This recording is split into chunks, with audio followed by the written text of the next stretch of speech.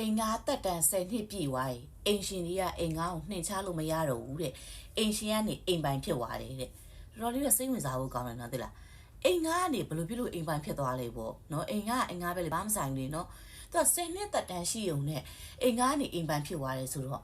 အဓိပ္ပာယ်မရှိဘူးလို့ထင်တယ်အဲ့လိုလုပ်လို့ရကြေးတာဆိုရင်နော်ကျမတို့အိမ်ဝယ်မနေတော့ဘူးအိမ်ပဲလိုက်ငှားပြီးနေဆိုရင်10နှစ်ကိုအိမ်တစ်လုံးရမယ်အနှစ်50ဆိုအိမ်9လုံးတောင်ရသွားမစိုးဘူးနော်တွက်ချီတော့ကြိုက်တာပဲသိလားကျမမနေ့ကကျမတငယ်ချင်းနဲ့တရားရုံသွားပြီးတော့ဒီစာချုပ်သွားလောက်တာစာချုပ်သွားလောက်တော့အဲ့မှာအဖွားတစ်ယောက်ကနေပြီးတော့ तू က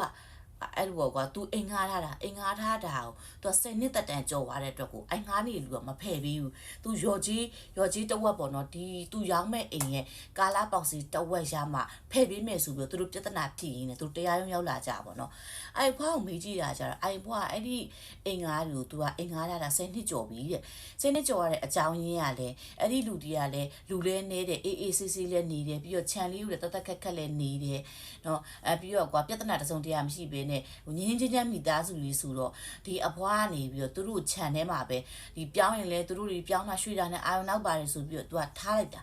10နှစ်လဲကြော်သွားရောဒီဘွားက तू စိတ်ကူးဖို့တော့ဇေးလိုနေရဲ့အတွက် तू သူ့ခြံလေးကိုရောင်းပြီးစိတ်ကူးချင်တာအဲ့အချိန်မှာအဲ့ဒီအိမ်ကမဖယ်ပြီးတော့အဲ့ဒီအိမ်ကဂျိုးပြူကြီးပိုက်တည်နဲ့ဒီမီတာလျှက်စစ်မီတာတွေကိုတဲ့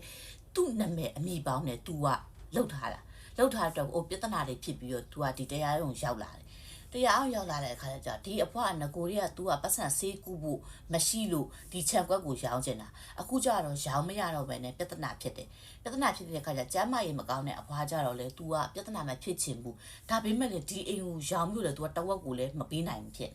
နော်အဲ့တော့ကျမကလေစဉ်းစားလေအမေကလေအိမ်ကလေဘာမှမဆိုင်လေကွာအိမ်ရှင်ကအိမ်ရှင်လေသူဖယ်ပြီးလို့ပြောရင်ဖယ်ပြီးရမှာပဲလေအဲ့ဒါကို10နှစ်ပြည့်တာနဲ့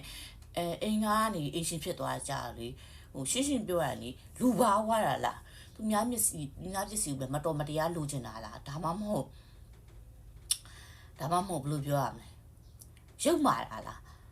မသေးခွဲတော့နော်အဲ့တချို့လူတွေတော်တော်ပေါင်းဝင်တော်များများမှလည်းဒီစကားကသူတို့ကသို့လောတွေဖြစ်နေသိလားသို့လောတွေဖြစ်နေအိမ်ကားကို10နှစ်တက်တန်းကြော်သွားတာနဲ့အင်ရှင်နီကလုံးဝဖယ်ခိုင်းခွင့်မရှိတော့ဘူးတချို့တွေဆိုနေတကယ်ရှိတယ်အဲ့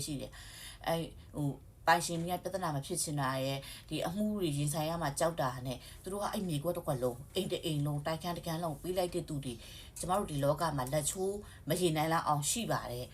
ဒါပေမဲ့လေသူဒါကိုနေရာလေးပြန်စဉ်းစားကြည့်ကြမယ်ကွာကိုဒါဆိုရင်ကိုပစ္စည်းတွေလူပေးမလားဟုတ်တယ်မလားမြေဆိုတာအချိန်ကာလအနေထားတစ်ခုရောက်တာနဲ့ဈေးကသူကတက်လာနော်ဘာမှမဆိုင်တော့သူများပစ္စည်းကိုပိုင်ဆိုင်မှုတော့ခွဲခိုင်းတယ်နော်တော်တော်လေးကိုမလွန်လုံးလားမသိဘူးသိလားပြီးတော့အဲ့အဖွားကလည်းဒီသူကအခုလောဆိုတရားမမှုပေါ့နော်တရားမမှုရဲ့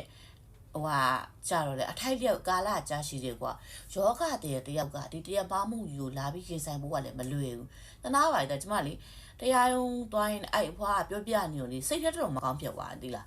အဲ့ဒီလိုမျိုးကြီးလည်းရှိသေးတာပဲလားလို့သိလားအဲ့မိသားစုကလုံးဝမဖယ်ပေးဘူးတဲ့သူတို့ကနေတာ10နှစ်17နှစ်ပြည့်တော့မယ်ဆိုတော့သူတို့အပိုင်ပစ္စည်းလို့သဘောထားပြီးတော့လုံးဝမဖယ်ပေးတာတော့သိလားလူတွေလည်းအံ့ဩတယ်အကိုတို့အမားတို့ရဲ့ပတ်ဝန်းကျင်မှာရောဒီလိုမျိုးအိမ်ရှင်ကနေအိမ်ငါဖြစ်သွားတယ်ဆိုတဲ့အကြောင်းတွေကိုကြားဘူးကြလားအဲ့တော့အခုကြည့်နေတဲ့သူတွေထဲမှာအိမ်ငါတင်ထားတဲ့သူတွေရှိတယ်ဆိုရင်လဲစာချိုးချုပ်ရင်6လတစ်ချိန်တော့ပြောင်းပြီးချုပ်သွားတော့တစ်နှစ်တောင်မချုပ်နဲ့တော့6လတစ်ချိန်ကချုပ်ဒီလိုကိုယ်စိတ်ထဲမှာအဆင်မပြေဘူးပြောင်းလာခါလိုက်တချို့လူတွေကလည်းအရန်ကြောက်ဖို့ကောင်းတဲ့စိတ်တွေကသူတို့ကသူများပစ္စည်းကိုမောင်းပိုင်စီးကျင်တဲ့စိတ်ဓာတ်အပြည့်ရှိတယ်အဲ့တော့တခြားသူတွေလည်းသင်ခန်းစာယူ